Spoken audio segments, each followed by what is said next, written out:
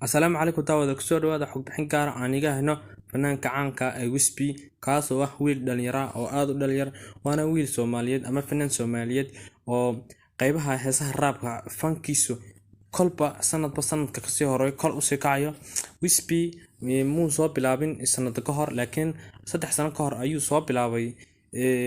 fankiisa ama inuu ku soo heeso uu dhiibto qaybihiisa talentiga kaasoo ka bilaabay caasimada Kenya ee wadankan jaarkanahay maadaama ay Soomaali nahay Nairobi 3 sano ka hor 2017 waxay fanka soo waraysan jireen fanaan isaguna aad u jeclaayeen dadka isla waqti xaadirka daawan jiray oo la oran jiray Faj Xabiib siin ognahay imanka Ilaahay subxaanahu wa ta'ala uu soo hadeeyay oo wuxuu ka dhigay wadaad caalina oo imanka diinta islaamka ayuu faafiyaa kaasoo dhalinta Soomaaliyeed meel kasta ay joogaan qaybihiisa social media inta badan social media oo caan ka ah sida Facebook iyo Instagram iyo YouTube intuu live soo gala ka wacdiyo oo uga diga hadaba Wispy isla xaadirkan wuxuu ku sugan yahay xaaladiisa fannimo kaas oo fankiisa isla xaadirkan imanka wada Wispy waynu ognahay waa fanaan da'yar maadaama uu heesihiisuna ay saas kaga soo daba dhacayaan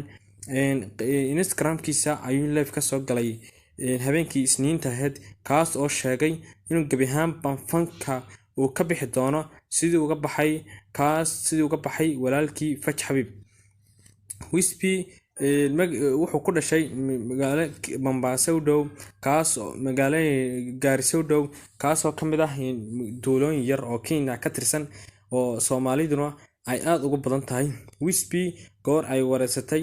YouTuberad caan ah oo la dhaho English Show ayuu wuxuu ka warramay cidda ku kaliftay iyo sababta uu soo galay fankiisa balse lama garanayo Wispy wuxuu ku dabayn doono oo fankiisa inuu sii wado doono maadaama uu sheegay in uu fanki ka baxay oo uu gabi ahaanba joojiyay Wispy fanki